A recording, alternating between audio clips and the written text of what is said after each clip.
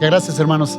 Pues es un placer estar por acá con ustedes en esta mañana, y ya a invitación de los pastores Eli y Julio es que estamos acá y sumamente honrados nos sentimos, hermanos. Como también constataron y ya lo anunció Julio, está mi esposa Tania, mi ayuda idónea de 18 años de casados, y están mis hijos Isaac, el mayor, Lucas, y Miqueas, que ya fue allá con los niños. Y de parte de la iglesia donde tenemos el privilegio de servir, Comunidad Cristiana Roma, reciban por favor todos un saludo caluroso de nuestros hermanos allá para ustedes. Había incluso preparado aquí un momento de que pudiéramos estar de pie y saludarnos, pero ya vi que ustedes llevan esa dinámica solitos súper bien. Entonces, lo que sí es que les voy a pedir que puedan buscar en sus Biblias, en el libro de los Hechos, capítulo 2. Y aunque nos vamos a enfocar en la sección del 41 al 47 versículos, 2, 41 al 47, en realidad quiero tomar la lectura del pasaje completo para contexto. Así que si están listos, vamos a hacer esa lectura del pasaje completo. Y yo incluso me voy a poner los de leer. Mucho mejor. Entonces, si quieren seguir con su vista, dice la palabra del Señor de la siguiente manera. Es el capítulo 2, al inicio en el versículo 1. Cuando llegó el día de Pentecostés, estaban todos juntos en un mismo lugar. Y de repente vino del cielo un ruido como el de una ráfaga de viento impetuoso que llenó toda la casa donde estaban sentados. Se les aparecieron lenguas como de fuego que, repartiéndose, se posaron sobre cada uno de ellos. Todos fueron llenos del Espíritu Santo y comenzaron a hablar en otras lenguas, según el Espíritu les daba habilidad para expresarse. Había judíos que moraban en Jerusalén, hombres piadosos, procedentes de todas las naciones bajo el cielo. Al ocurrir este estruendo, la multitud se juntó y estaban desconcertados porque cada uno les oía hablar en su propia lengua. Estaban asombrados y se maravillaban diciendo: miren, ¿no son galileos todos estos que están hablando? ¿Cómo es que cada uno de nosotros los oímos hablar en nuestra lengua en la que hemos nacido? Partos, medos y elamitas, habitantes de Mesopotamia, Judea y Capadocia, del Ponto y de Asia, de las regiones de Frigia y de Panfilia, de Egipto y de Libia alrededor de Cirene, viajeros de Roma, tanto judíos como prosélitos, cretenses y árabes, los oímos hablar en nuestros propios idiomas de las maravillas de Dios. Todos estos estaban asombrados y perplejos, diciéndose unos a otros: ¿qué quiere decir esto? Pero otros se burlaban y decían: están borrachos. Entonces Pedro, poniéndose en pie con los 11 apóstoles, alzó la voz y les declaró: hombres de Judea y todos los que viven en Jerusalén, sea esto de su conocimiento y presten atención a mis palabras. Porque estos no están borrachos como ustedes suponen, pues apenas es la hora tercera, sino que esto es lo que fue dicho por medio del profeta Joel. Y sucederá en los últimos días, dice Dios, que derramaré de mi espíritu sobre toda carne, y sus hijos y sus hijas profetizarán, sus jóvenes verán visiones y sus ancianos soñarán sueños.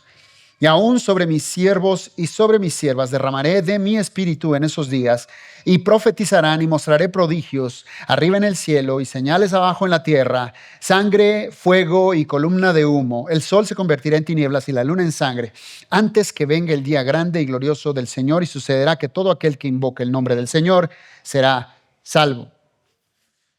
Hombres de Israel, escuchen estas palabras. Jesús el Nazareno, varón confirmado por Dios entre ustedes con milagros, prodigios y señales que Dios hizo en medio de ustedes a través de él, tal como ustedes mismos saben.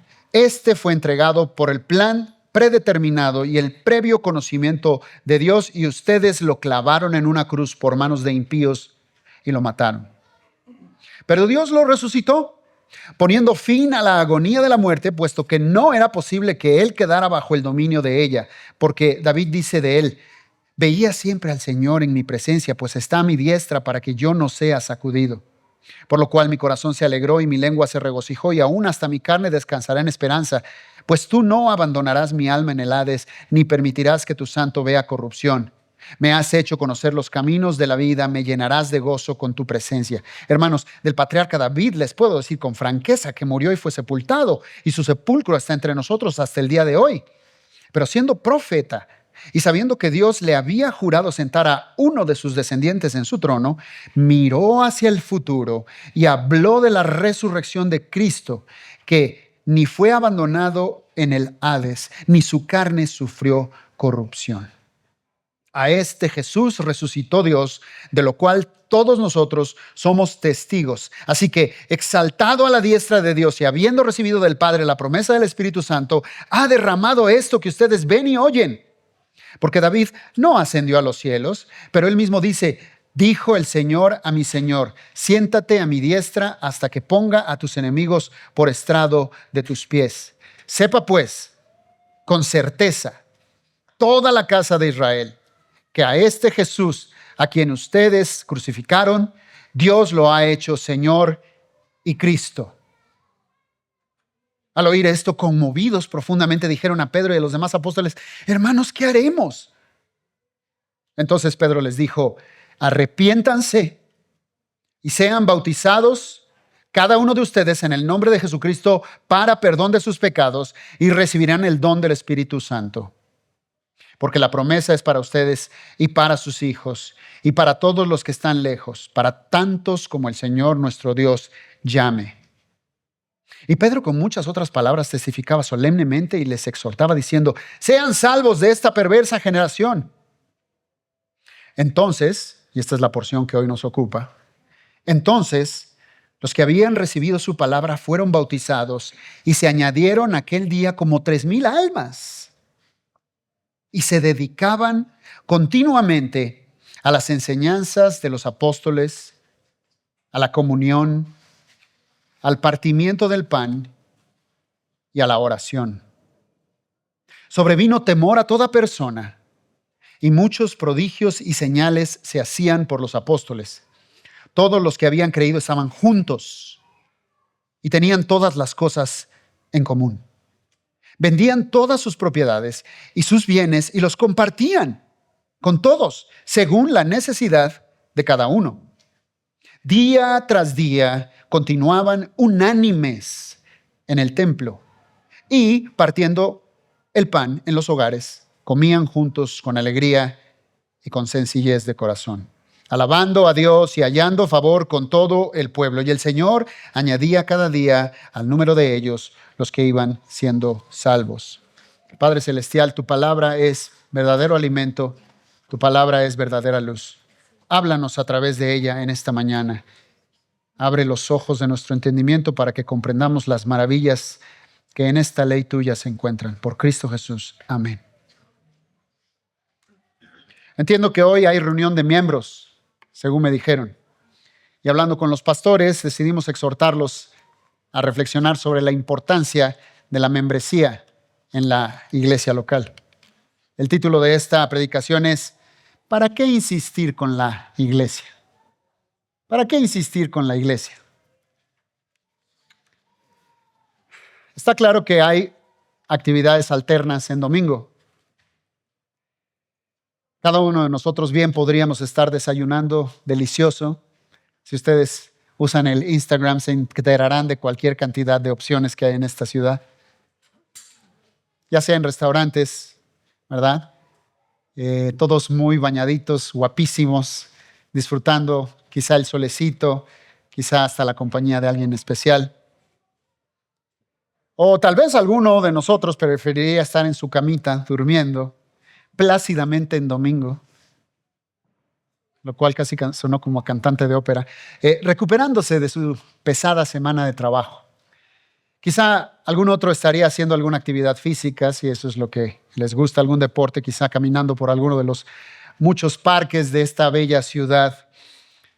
¿Qué nos queda por aquí cerca? ¿El bosque de Tlalpan, más o menos? Está medio lejos todavía, ¿verdad? Los coyotes nos quedan, ¿verdad? Perfecto. Bueno, pues hay cualquier cantidad de ofertas. Está el Parque Ecológico de Xochimilco, está por allá Chapultepec, de donde yo vengo, está la Jusco, los Dínamos, ¿no es cierto? Qué sé yo, San Angelín, si son ustedes más fresas, el Parque La Mexicana en Santa Fe, etcétera. Cualquiera de los muchos parques locales con su oferta gastronómica, restaurantes monos, ¿verdad? Para pasarla bien. O quizá lo suyo es simplemente sentarse en alguna banquita con un cafecito, un buen libro y cruzar la piernita y mirar a los demás hacer sus cosas. Algún otro me dirá, no, Gama, no, la clave del fin de semana es pueblear. Vámonos al ecoturismo, algún pueblito mágico, ¿no? Sí. O algún otro dirá, ¿qué va? Una escapadita a la playa, especialmente ahorita que los niños salieron de vacaciones. Vámonos. Ya volveré a la iglesia cuando vuelva. El punto es, queridos hermanos, hay una inmensa oferta de actividades alternas para gastar nuestro domingo, ¿no es cierto? Ahí está. Tanto ustedes como yo nos sentimos atraídos a toda esta clase de placeres terrenales y nuestra mente es rápida para justificarnos diciendo, creo que lo valgo, me lo merezco, trabajo como negro para vivir igual. Esta situación nos lleva a la pregunta del título de nuestro sermón esta mañana. ¿Para qué insistir entonces con la iglesia? Preparando este sermón ha sido mi oración que al término del día de hoy, Dios nos haya hablado de tal manera que salgamos desafiados. Que nuestras mentes sean refrescadas con la clara respuesta a nuestra pregunta, ¿por qué insistir con la iglesia? Y que la respuesta que hallemos, primero Dios, sea porque la iglesia es esencial, porque la iglesia es esencial, porque la iglesia es esencial. Si hoy, sentado ahí, estás hoy lejos de pensar así, procuraré con los siguientes puntos ayudarte a comprender lo esencial de la iglesia. Voy a desarrollar 4 puntos. ¿Qué es la iglesia? ¿De quién es la iglesia? ¿Qué hace una buena iglesia? ¿Y cómo tú puedes ser un buen miembro de la iglesia? Y solo voy a tomar unas 3 horas, no es cierto, los siguientes 45 minutos espero, y no más. Y lo importante aquí, queridos hermanos, es que tengamos la respuesta para qué insistir con la iglesia. Espero que al comprender qué es la iglesia, de quién es, a qué se dedica, respondamos por qué es que la necesitamos tanto. Así que comenzando con el punto 1, a manera de introducción, la palabra iglesia, ¿qué es la iglesia? La palabra iglesia del castellano proviene del griego eklesia, que significa asamblea, una concurrencia pública, una junta, una reunión de gente, una asamblea de personas, lisa y llana. Eventualmente, la reunión de los cristianos tomó tal importancia y tal auge que el uso de la palabra eclesia quedó establecido de manera exclusiva para distinguirla de cualquier otro tipo de reunión. Bueno, no tengo que hablarles mucho de eclesia. Ustedes tienen una plantación en Ciudad Neza con ese nombre, eclesia. Por lo tanto, si la iglesia es una reunión de personas, entonces no es un edificio ni es un lugar, ¿verdad? Entiendo este significado de eclesia, y si lo entiendo correctamente, es más correcto decir voy con la iglesia, voy a reunirme con la iglesia, a decir voy a la iglesia, como si fuera un lugar o un local, ¿verdad? Voy con la iglesia, la reunión de los santos. En segundo lugar, no es cualquier reunión. Conforme a la Escritura, la iglesia es una asamblea particular, la asamblea de aquellos que son creyentes en Cristo Jesús. La reunión de las personas que atendiendo la proclama de Él, que el reino de los cielos se ha acercado, han obedecido su mandamiento y se han arrepentido y han creído las buenas noticias de quién es Él y la obra tan portentosa que hizo para darle gloria a su Padre Celestial y para bendecir a sus elegidos. Finalmente, la Biblia nos enseña que esta eclesia es un pueblo. Es un templo, es un cuerpo, es una familia y es una embajada. ¿Qué es la iglesia? Es un pueblo, un templo, un cuerpo, una familia y una embajada. Y por eso es tan importante nuestra presencia local. Comprender que somos todo esto debe elevar nuestro aprecio y colocar nuestra actitud en un sentido de alerta de que cada población debería de contar con una iglesia local. En Tito 1:5, Pablo le dijo de esta manera al joven pastor que tenía él. Le dijo así: te dejé en Creta para que precisamente ordenaras todas las cosas y ahí pusieras ancianos en cada una de las iglesias. De modo que la iglesia es una embajada que debería estar activa y presente en cada provincia, ciudad, pueblo, alcaldía, colonia, comunidad. Eso es la iglesia. Pero ¿de quién es la iglesia? La iglesia es de Dios. La Escritura nos habla de que la iglesia es el pueblo de Dios, el templo del Espíritu Santo, el cuerpo de Cristo Jesús, la familia de Dios y la embajada del Todopoderoso Creador y Juez universal. Y la iglesia entonces es también la novia de Jesús. Novia que sobrevivirá a todo y vivirá eternamente con Él, como lo enseñan muchos pasajes, pero entre ellos Apocalipsis 19:6, que habla de las bodas del Cordero. ¿Se acuerdan? Que Jesús sea nuestro prometido y nosotros su novia es una cosa tan sublime como compleja de tener en la cabeza. Pero es así, como lo explica aquel pasaje de Efesios 5:22 y 23, que dice que nuestros matrimonios humanos son sombra de ese matrimonio de Jesús y la iglesia.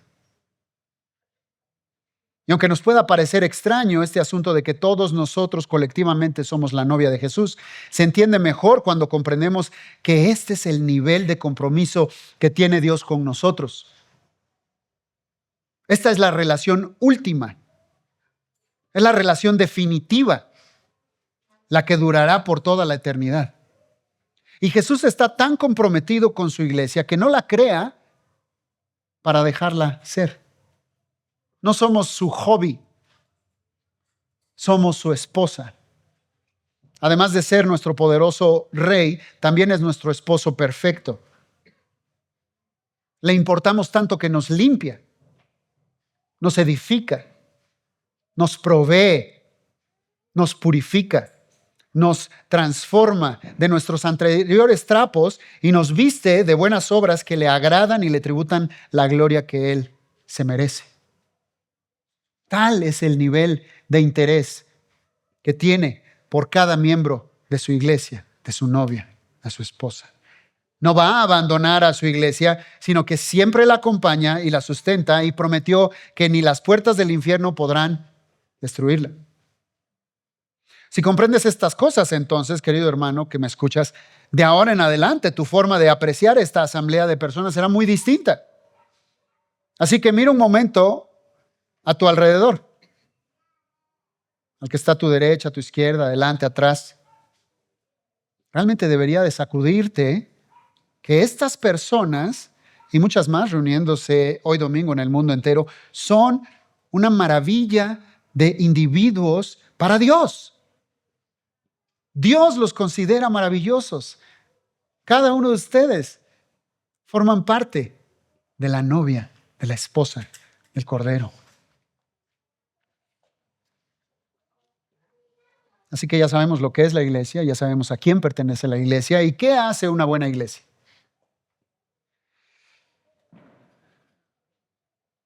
Haz la pregunta aquí a 10 personas y seguramente obtendrás 10 respuestas diferentes. ¿Qué hace una buena iglesia? Y es que es comprensible como asamblea de personas en proceso de santificación, pecadores en trámite, suele ser complicado entender cabalmente qué hace una buena iglesia. Pero gracias a Dios que no solamente somos pecadores, Cristo ya nos justificó y ahora estamos cursando nuestro proceso de santificación que eventualmente culminará en nuestra glorificación, conforme dice Romanos 8. Pero entonces, ¿a qué se dedica una buena iglesia?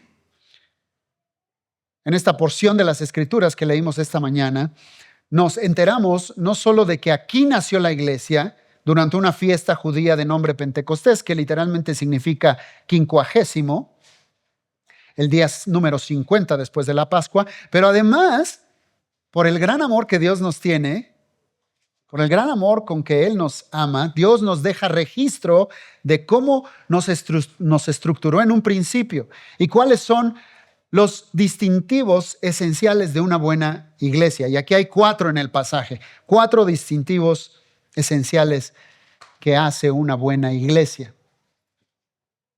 Número 1, enseñanza. Número 2, compañerismo. Número 3, adoración. Y número 4, crecimiento. Enseñanza, compañerismo, adoración, crecimiento. Sigan con su vista mientras yo leo de nuevo Hechos 2, 41 al 47. Dice así: entonces los que habían recibido su palabra fueron bautizados y se añadieron aquel día como 3,000 almas. Y se dedicaban continuamente a las enseñanzas de los apóstoles, a la comunión, al partimiento del pan y a la oración. Sobrevino temor a toda persona y muchos prodigios y señales se hacían por los apóstoles. Todos los que habían creído estaban juntos y tenían todas las cosas en común. Vendían sus propiedades y sus bienes y los compartían con todos según la necesidad de cada uno. Día tras día continuaban unánimes en el templo y partiendo el pan en los hogares, comían juntos con alegría y sencillez de corazón, alabando a Dios y hallando favor con todo el pueblo. Y el Señor añadía cada día al número de ellos los que iban siendo salvos. Veámoslas un poquito más a detalle. En primer lugar, enseñanza. Versículo 41. Entonces los que habían recibido su palabra fueron bautizados y se añadieron aquel día como 3,000 almas. Versículo 42. Y se dedicaban continuamente a las enseñanzas de los apóstoles. Saltamos al versículo 43. Sobrevino temor a toda persona y muchos prodigios y señales se hacían por los apóstoles. Hasta ahí. En la iglesia, la prioridad clave siempre debe ser la enseñanza, la predicación de la palabra. Pero de esta enseñanza debe venir nuestro aprendizaje, ¿verdad? Lo que se nos enseña, internalizarlo. ¿Para qué? Para aplicarlo en la vida. Un discípulo es un aprendiz, ¿no es cierto? Y como discípulos de Jesús, a eso nos dedicamos, a aprender lo que Él nos ha enseñado. Y aprender, repito, es aplicarlo a la vida. Jesús lo dijo clarito en Mateo 7, 24 al 27. Por tanto, cualquiera que oye estas palabras mías y las pone en práctica, será semejante a un hombre que edificó su casa sobre la roca, ¿verdad? Este texto nuestro en Hechos 2:41 lo dice de una forma distinta, pero es lo mismo. Se dedicaban continuamente a las enseñanzas de los apóstoles. De modo que la clave está en dedicarse a lo enseñado, ponerlo en práctica. Así que una buena iglesia le da importancia clave a la enseñanza. Ya sabemos qué es una iglesia, qué es la iglesia, ya sabemos de quién es la iglesia, ya sabemos ahora el primer punto acerca de qué hace una buena iglesia. Enseña. ¿Qué enseña? La palabra del Señor. Aquí es las enseñanzas de los apóstoles a lo que se refiere. Así que una buena iglesia le da importancia clave a la enseñanza. Número 2, compañerismo. También el versículo 42. Pero ahora fíjense cómo dice, se dedicaban continuamente a la comunión. Sí, a la enseñanza de los apóstoles, pero a la comunión. Y nos saltamos el 43 y vamos al 44. Todos los que habían creído estaban juntos y tenían todas las cosas en común. Vendían sus propiedades y sus bienes y los compartían con todos según la necesidad de cada uno. Día tras día continuaban unánimes. Y nos saltamos un pedacito. Y partiendo el pan en los hogares, comían juntos con alegría y sencillez de corazón. Compañerismo. Acá lo que queda claro es que la comunión o el compañerismo, o ya que nos gusta usar palabras del griego, la koinonía, la asociación de los miembros de la iglesia local era central. Y no solo eso, si alguno tenía necesidad, dado que a muchos los desheredaron a causa de su nueva fe, los demás venían a su lado y veían cómo hacer que esa comunión fuera viva. ¿Cómo? En que los sostenían, desprendiéndose de sus propios bienes. Comían juntos y lo hacían seguido. Y se ayudaban a sobrellevar las cargas los unos de los otros. Claro está que ellos estaban con muchos días de asueto oficiales por causa del Pentecostés, así que se facilitaba un poco que se reunieran diario. No nos está diciendo la Escritura que nos reunamos diario, pero lo que sí nos está diciendo es nos está apuntando en la dirección de dar foco intencional a la frecuencia de nuestras reuniones. Foco intencional a nuestros ágapes, a nuestras taquizas, a nuestras reuniones de la iglesia. Por cierto, el Señor Jesús, si se dan cuenta en los evangelios, Él casi de cualquier lugar que iba saliendo de un banquete. Y a cualquier lugar que llegaba otro banquete. Eso no es de desdeñarse. Y la iglesia imitó esa práctica. Hay que dar foco intencional entonces a compartir el pan y la sal todas las veces que nos sea posible en una iglesia que es una buena iglesia. Y eso del verso 45 de que vendían sus propiedades va mucho más allá de una donación simple o una venta de garage. Vender sus propiedades para compartir con los hermanos desposeídos era equivalente a que en nuestros días alguno renunciara a los ahorros que guarda para su retiro. ¿Se imaginan? Este tipo de sacrificio por amor de los hermanos, újole, me la pienso 2 veces. Pero ¿qué tal por amor del Señor? ¿A quién pertenecemos? ¿De quién somos sus esclavos? El texto no está hablando ahí en el 45 ni de comunas, ni de comunismo, ni de socialismo, ni de populismo, ni de un colectivismo forzado. Ojo, había quienes tenían propiedades, ¿verdad? De tal suerte que si podían y si querían, las vendían, pero eran suyas, ¿verdad? Les pertenecían, estaban bajo su control, no estaban en el control del común, ¿verdad? Esto más bien lo que apunta el texto es a una generosidad radical por parte de los hermanos para llevar a cabo este compañerismo, para realizar y materializar esta comunión. Por otro lado, yo sé que para algunos de ustedes es más fácil reunirse porque su disposición natural de personalidad así los impulsa y se los facilita. A otros les cuesta más trabajo, son como más ermitaños. Preferirían estar más solitos que juntos. Pero aquí tampoco está hablando de esto el texto, sino que el texto pone de manifiesto el sentido de urgencia que los hermanos tenían al arranque de la iglesia. ¿Se dan cuenta? Ellos poseían internamente un sentido de urgencia de reunirse. Ese es el mismo sentido de urgencia que Pablo, mucho más adelante en 1 Corintios 7, nos transmite cuando dice que tengamos todas las cosas como si no las tuviéramos. El que está casado como si no los tuviera, el que tiene hijos como si no, el que tiene negocios como si no. Es decir, nos transmite que debamos de vivir sin apegos a este mundo pasajero, pero sí con una clara conciencia del apego que necesitamos tener con nuestros hermanos en la iglesia. Así que una buena iglesia, punto número 2, no se aferra ni a las cosas ni al dinero, sino es radicalmente generosa. Y es radicalmente generosa con su tiempo, con sus finanzas y también con sus talentos. En tercer lugar, otro distintivo de una buena iglesia es la adoración. Otra vez el versículo 42. Y se dedicaban continuamente, y sáltese los dos primeros y váyase a la oración. Se dedicaban continuamente a la oración. Día tras día, versículo 46, fíjense cómo dice. Continuaban unánimes en el templo, y el versículo 47, alabando a Dios. ¿Ya se dieron cuenta? Se dedicaban a la adoración, a la oración y a la adoración. Esta iglesia disfrutaba mucho de enfocarse en Dios y lo hacían en oración, en adoración mediante la oración, mediante los cantos.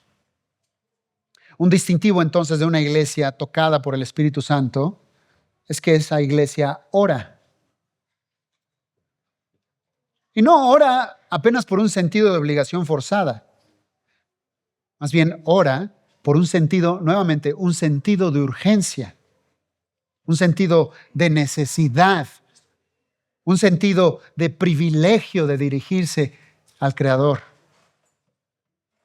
A esta iglesia le quedaba claro, a esta iglesia en Hechos, arrancando, le quedaba claro que no podían ir más allá de lo que su Señor les permitía. Así que más adelante, en Hechos 12, cuando arrestan a Pedro y lo encarcelan, ¿se acuerdan? ¿Qué hizo la iglesia? Orar. No armó un rally político de derechos humanos y fueron a gritar enfrente de la embajada. No. No caminaron por en medio de Reforma y se pusieron a orar. Recurrieron a la oración. Asimismo, los cantos formaban parte integral de su adoración a Dios.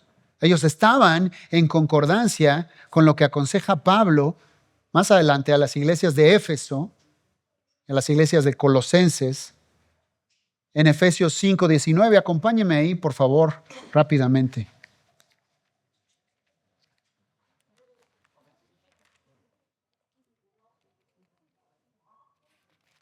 Efesios 5:19.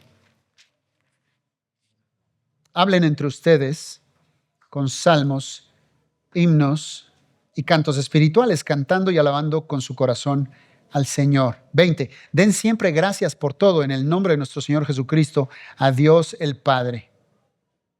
Wow. Anteriormente, en el verso 18, mandaba que nos llenemos del Espíritu Santo. Pero fíjense, el resultado de ser llenos del Espíritu Santo es que hablamos entre nosotros con himnos y cantos espirituales y cantamos y alabamos al Señor con el corazón. Y en todas las cosas le damos gracias y le damos gloria a Dios en oración. ¿Ya se dieron cuenta?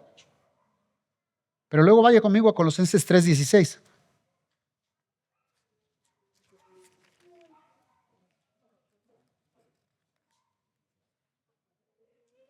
Que la palabra de Cristo habite en abundancia en ustedes con toda sabiduría, enseñándose y amonestándose unos a otros con salmos, himnos y canciones espirituales, cantando a Dios con acción de gracias en sus corazones, y todo lo que hagan de palabra o de hecho, háganlo todo en el nombre del Señor Jesús, dando gracias por medio de Él a Dios el Padre. Son los mismos resultados de estar lleno del Espíritu que vimos en Efesios hace un instante. Pero, ¿de qué están llenos los hermanos aquí en Colosenses que manda Pablo? Versículo 16. Que la palabra de Cristo habite en abundancia en ustedes. ¿Se dan cuenta? Así que estos son distintivos de una iglesia no meramente tocada por el Espíritu, sino llena del Espíritu. La iglesia que está, en otras palabras, hermanos, la iglesia que está llena de la palabra del Señor está llena del Espíritu. Por si alguna vez ustedes no sabían qué es eso de la llenura del Espíritu, ¿cómo lo aterrizo? Se queda en el éter. La llenura del Espíritu es la llenura de la palabra, porque la palabra fue inspirada por el Espíritu. Y entonces la iglesia buena, una buena iglesia, estará llena de adoración. Estará llena también de oración, una vida de oración, de acción de gracias, como acabamos de leer aquí. Acción de gracias por los que están adentro de la iglesia. y de intercesión por los que están afuera, los incrédulos, ¿verdad? Una vida llena de canto sincero con el que animarnos mutuamente. Es cierto que la palabra, ¿verdad?, dice que es la que causa la fe. La fe viene por el oír y el oír la palabra del Señor. Pero todavía más el Señor nos dejó el deleite de la música para que acoplemos las notas musicales a su palabra y entonces causen un doble impacto en salmos, himnos y canciones espirituales que nos animen y nos reanimen constantemente y así hagamos la dispensación del sabio consejo unos a otros. De modo que también podamos ayudarnos a sobrellevar nuestras cargas los unos a los otros, aunque cada uno lleve su propia responsabilidad. Y vamos al distintivo número 4, el crecimiento. Versículo 47. Alabando a Dios y hallando favor con todo el pueblo, el Señor añadía cada día al número de ellos los que iban siendo salvos. Una iglesia que está comprometida al aprendizaje, al compañerismo, a la adoración, es una iglesia que Dios hará crecer. Una iglesia que está comprometida al aprendizaje, al compañerismo, la comunión y a la adoración, que implica también la oración. Es una iglesia que Dios hará crecer. Amén. Y es que es imposible para hombres y mujeres comprometidos de esta manera en estas tres áreas a disfrutar el evangelio para sí mismos nada más, sin sentir carga por el mundo y querer compartir con los que se pierden la esperanza que a nosotros nos sostiene. Debemos recordar en este punto lo que recién leímos en Efesios y en Colosenses sobre estar llenos de la palabra y del Espíritu. Y lo que también el apóstol Pedro nos dice en su primera carta, capítulos 2 y 3, que nos recuerda que somos un pueblo y que somos reyes y somos sacerdotes y que fuimos extraídos de nuestra vana manera de vivir, ¿verdad?, de las tinieblas en las que estábamos, para ahora proclamar la luz admirable del Señor. Amén. Y que no tengamos miedo de los incrédulos. También Pedro dice en el capítulo 3, no se atemoricen por causa de ellos, sino santifiquen a Cristo Jesús en sus corazones. De modo que la iglesia estemos constantemente preparándonos para responder a las preguntas que los incrédulos hagan de nuestra vida. ¿Por qué te comportas así? ¿Cómo le haces? ¿Qué te motiva? ¿Por qué es así tu conducta? ¿Por qué no tomas venganza? ¿Por qué siempre te veo con paz? ¿Por qué siempre estás sonriendo? ¿Cómo le haces? Y entonces no tengamos temor de ellos y santificando a Cristo en nuestros corazones podamos hablar el evangelio a ellos. Todo lo que aprendemos en la palabra, queridos hermanos, y que apliquemos a nuestras vidas, debemos de irlo sistematizando en nuestra cabeza, en nuestra mente y en nuestro corazón, de modo que podamos sí dar respuesta adecuada a quienes pregunten por la razón detrás de la fe que hay en nosotros, de la esperanza que hay en nosotros.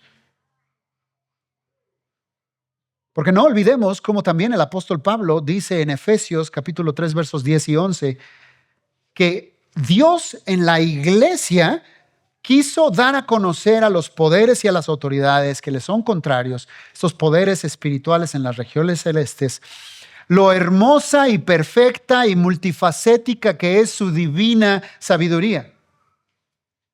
En la iglesia quiso demostrar al diablo y sus secuaces su perfecta sabiduría multifacética, multicolor. En la iglesia. Para la gloria y la honra de Dios en Cristo Jesús. Ahora bien, entonces ya vimos qué es la iglesia, de quién es la iglesia y estos 4 distintivos de qué hace una buena iglesia. Y en esencia, en la descripción de las 4 distintivos que hace una buena iglesia, pues ya están el último punto. Podría yo ya bajarme de este púlpito, pero voy a tenerles misericordia y les voy a decir el cuarto, cómo ser un buen miembro de su iglesia. Sí, ahí en su cuaderno o en su Biblia o en su aparato inteligente, anote 5 cosas que les quiero dar para que ustedes puedan ocuparse. ¿Cómo ser un buen miembro de Doxa? ¿Cómo ser un buen miembro de mi iglesia local? Y todas las eliteré con la letra O al principio, para que se les quede. Entonces, la primera es, observa sus reuniones. La segunda es, ofrécete a servir. La tercera es, ora por tu iglesia. La cuarta es, ofrenda a tu iglesia. Y la quinta es, obedece a tus pastores. Se las repito, observa sus reuniones, ofrécete a servir, ora por ella, ofrenda y obedece a tus pastores. Observa sus reuniones en primer lugar para ser un buen miembro de tu iglesia. Ante los argumentos que hemos estado desgranando esta mañana en Hechos 2, se vuelve irresistible el llamado a acudir a las reuniones de esta asamblea tan hermosa, tan especial, tan singular. Es tu familia, son tus hermanos. Si la desprecias, estás despreciando el modelo que Dios determinó para tu crecimiento.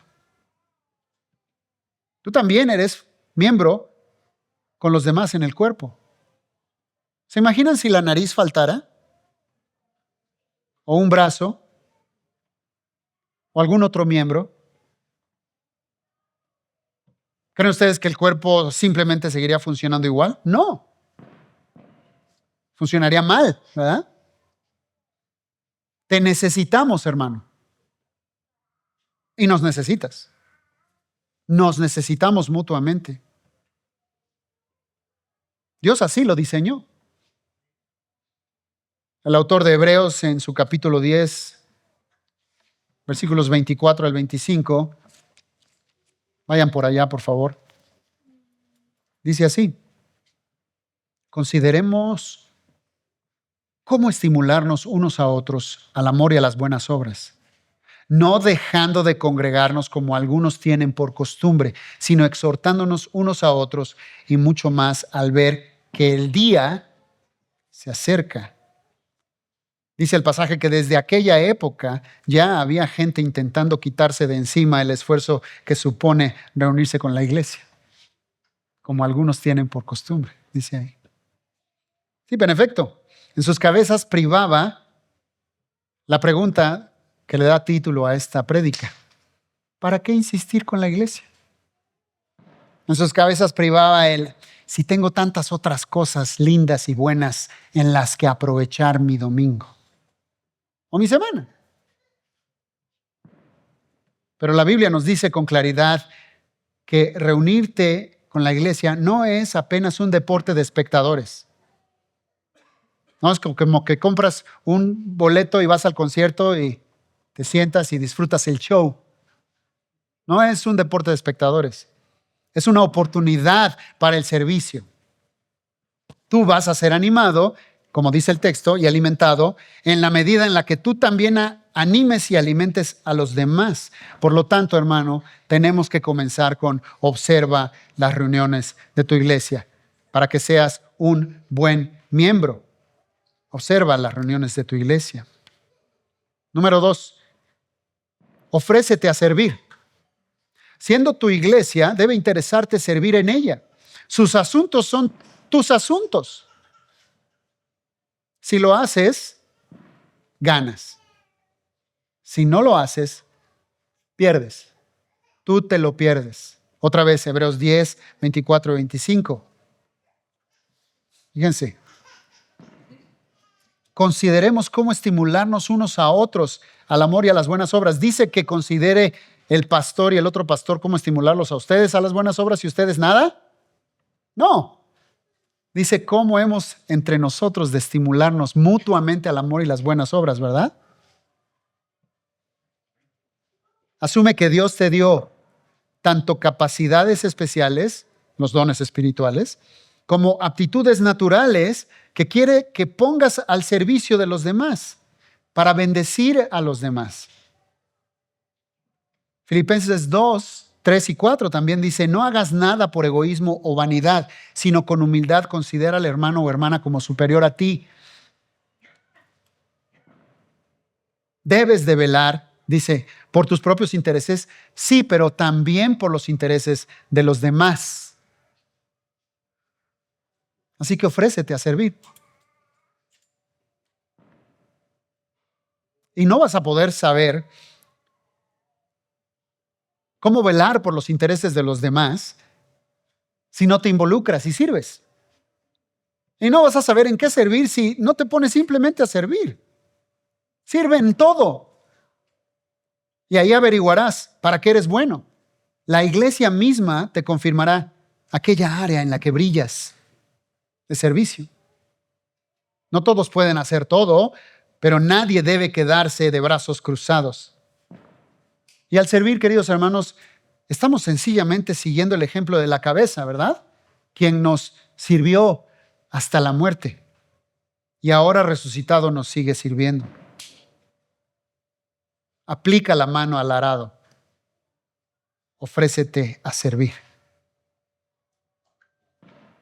En tercer lugar, para que puedas ser un buen miembro de tu iglesia, ora por tu iglesia. Ora por tu iglesia. Si de pronto sientes que no formas parte de la iglesia local, quizás sea porque no has orado por sus miembros. Pregunta por el directorio de la iglesia. No sé si tengan un directorio, pero pregunta por él. Y por nombre, agárratelo y cubre el terreno, orando por ellos. Primero va a ser a ciegas, pero conforme los identifiques y los ubiques, entonces podrás ir cazando las caritas con los nombres y con las necesidades. O si no hay directorio, acércate en domingo con alguien y pregunta, ¿cómo puedo orar por ti esta semana?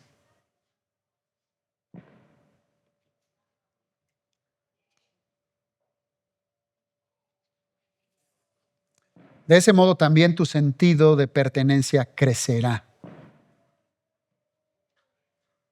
En el caso de tus pastores, por si no lo sabías, también hay que orar por ellos. Además de pastores, también son ovejas y necesitan el respaldo de su iglesia en oración. La obra del ministerio, hermanos, no es fácil. Siempre hay algo que hacer. Pregúntenle a mi señora de aquí. Siempre hay complicaciones de toda índole. Siempre hay alguna familia pasando por alguna necesidad, alguna crisis. Siempre hay que visitar a algún enfermo. Siempre hay una lucha contra el pecado que hay que confrontar con amor. Siempre hay algún cambio en los planes de atención dominical que ponen a girar al liderazgo.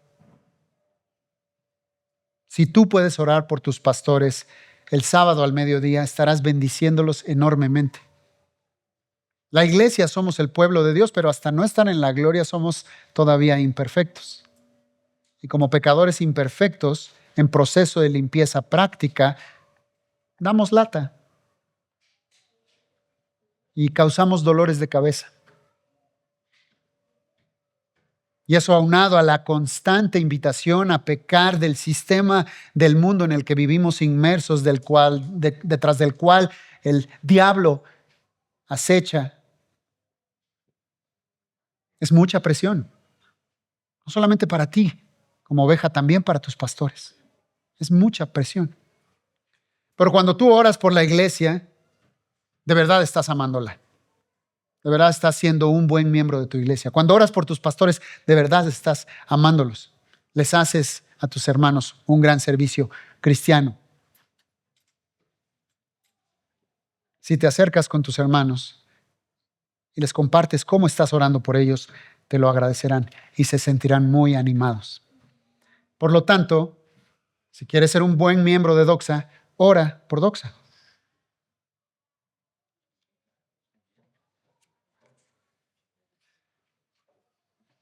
Dijo el Señor Jesús, para ir a la parte número 4 de cómo ser un buen miembro de la iglesia. Ofrenda. Dijo el Señor en Mateo 6:21 que donde está tu tesoro, ahí está tu corazón. Acerca, por tanto, tu corazón a la iglesia que Él te dio, la iglesia en la que Él te colocó a precio de su preciosa sangre. ¿Cómo? Ofrenda. No solo inviertes tu dinero cuando lo pones en la canasta de las ofrendas, sino que además es un acto de adoración, ¿sabías? Un acto de los más materiales actos de adoración que puedes tener. Cuando confías y abres la cartera y pones la ofrenda. Aprende a dar como Dios te ha dado. Aprende a dar como Dios te ha dado. La manera en la que ofrendas es una muestra directa de la gratitud que le tienes por cómo Él te bendice. Toma la lección de la viuda que dio de su pobreza. En la mayoría de los casos ni siquiera tenemos que llegar a ese extremo, pero cuando lo hagas, Dios no te desamparará. Él cumple siempre y te cumplirá como siempre lo hace conforme a su promesa. Den y se les dará, se les echará en el regazo una medida llena, apretada, sacudida y desbordante, porque con la medida que midan a otros, se les medirá a ustedes. ¿Se dan cuenta que dice que dan a otros? Dar no es dar nada más así, al vacío. Es dar al cuerpo de Cristo. Es dar en tiempo, es dar en talentos. Es dar generosamente en esos aspectos y es dar monetariamente también.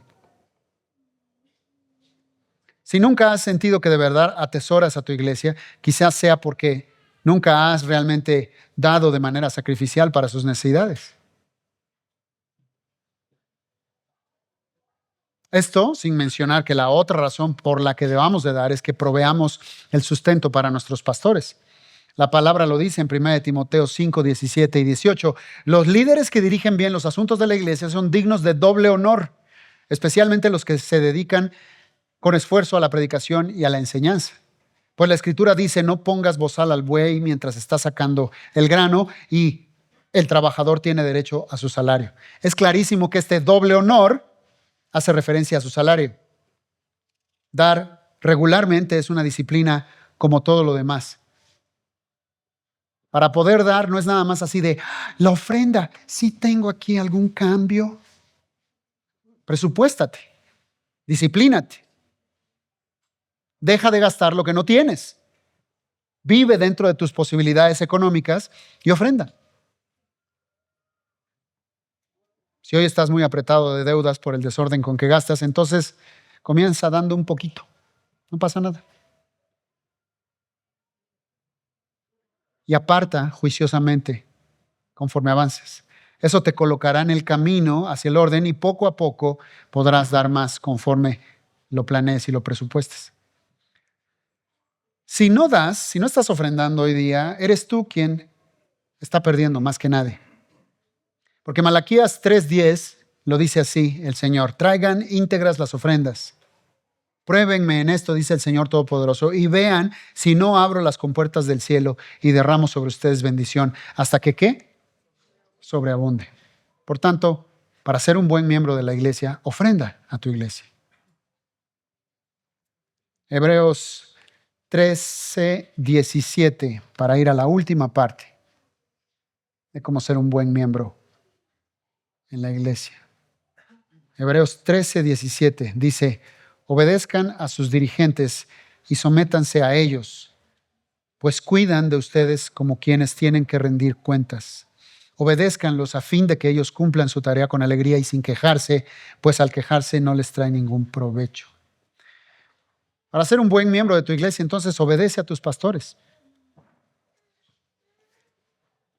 Es un mandato claro para ser un buen miembro. Si no obedeces a lo que tus pastores te mandan, esos hombres puestos por Dios al cuidado de las almas de las ovejas, No estás desobedeciéndolos a ellos meramente. Estás yendo a contrapelo de Dios. Estás desafiándolo. Estás desobedeciéndolo a Él, porque Él puso a los pastores. No se pusieron solos, Él los puso. Claro está en nuestros días que la cultura que nos rodea nos impulsa a ser suspicaces de toda figura en autoridad. Desde luego. Y no es para menos cuando nos damos cuenta de el que engaña siempre es mayor. ¿Ah? Muchos son los ejemplos que hemos visto de quienes en posiciones de liderazgo nos dicen que tienen nuestros mejores intereses en mente cuando lo único que quieren es usarnos y abusarnos. Y es comprensible que a la mente mundana no le acomode un mandato así. Obedezcan, sujétense. Pero a la mente cristiana, querido hermano, transformada y en transformación espiritual, como dice Romanos 12:2, no se conformen a la forma anterior de pensar, sino renueven su mentalidad, ¿verdad? A la mente cristiana, transformada y en transformación, esto es lo que es un mandato del Señor. Y los mandatos del Señor son dulces. Salmo 19, ¿verdad? Más dulces que la miel. Que por diseño suyo da para el florecimiento de su iglesia. Y sus mandamientos obedecidos funcionan y funcionan muy bien. Así que si tú quieres ser un cristiano vibrante y osado, que vive confiado y creciendo, entonces honra y obedece y sométete a los dirigentes de Dios que Él puso sobre ti. Los líderes fieles en la iglesia responden ante Dios por cómo cuidan de nosotros. Es un peso tremendo.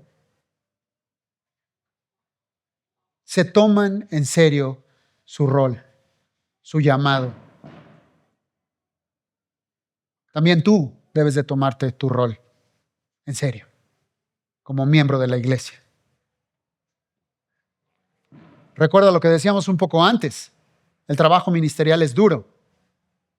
La obra nunca se acaba, siempre hay una nueva necesidad y otras que se repiten. Si tienen los pastores que hacer su trabajo ya como una carga, eso es lo que dice el pasaje, a ti y a mí como miembros no nos beneficia, querido hermano. Que lo hagan con alegría de corazón, porque las ovejas vienen a los pastos delicados, con ganas, y a las aguas tranquilas, y comen y beben, y siguen, y obedecen. Apoya a tu pastor, vela en la medida de lo posible, porque pueda balancear sanamente las exigencias de su vida, de su familia, de su trabajo, que pueda también dedicarle tiempo a su familia. Si algún pastor se sincera contigo sobre una área de lucha en su vida, sé consecuente con él, abrázalo. Él también es humano y oveja y parte de la iglesia que necesitas animar, porque tú también necesitas animar. La devoción en la vida cristiana que no te viene automáticamente a ti, imagínate, a nosotros como pastores tampoco nos viene automáticamente. Hay que estar en la palabra para que entonces la palabra nos alimente y nos nutra y nos energice y nos faculte, ¿verdad? Y tú puedas entonces también estimular al hermano a tu lado, al amor y las buenas obras. Métele el hombro, sobrelleva sus cargas, anímalo, susténtalo también con amor. No se trata nada más de ti. Hay muchos más en tu derredor y son tus hermanos. ¿Por qué insistir con la iglesia? Porque la iglesia es esencial. ¿Se dan cuenta? Por todo esto que hemos estado estudiando hoy. La iglesia es, ya lo dijimos, la familia de Dios, la novia de Cristo, una embajada de su amor al mundo. Una buena iglesia es como la de Hechos 2, 41, 47 en esta mañana, que permanece en la enseñanza de la Biblia, que tiene compañerismo, que permanece en la adoración y que tiene crecimiento numérico. Es una buena iglesia. Y tú, para ser buen miembro de la iglesia, observa las reuniones de la iglesia, ofrécete a servir, ora por la iglesia, ofrenda a tu iglesia y obedece a tus pastores. Amén. Oremos. Señor y Dios, muchas gracias por tu palabra en esta mañana. Oramos que de lo aprendido hoy, como fieles discípulos, miembros de tu Iglesia Universal y de esta iglesia local, Señor, nos des el querer como el hacer. Que nos des tu mandato y el obedecer tu mandato. Gracias por desafiarnos, Señor. Y gracias por reanimarnos hoy con la conciencia de este alto llamado que nos has hecho al justificarnos y convertirnos en tus hijos, en tu novia, en tu familia, al hacernos tu iglesia. Como dice aquel viejo canto tan bonito, queremos ser un pueblo fuerte en ti. Que nuestros ojos de tu amor no se separen. Que nuestras vidas se rindan a tu servicio siempre. Danos las fuerzas para vivir, Señor, y toma nuestros corazones solo para ti. Y cámbianos, mi Dios, por tu amor. Porque es en el nombre de Cristo Jesús y por sus méritos que oramos a ti, Dios del universo. Amén y amén.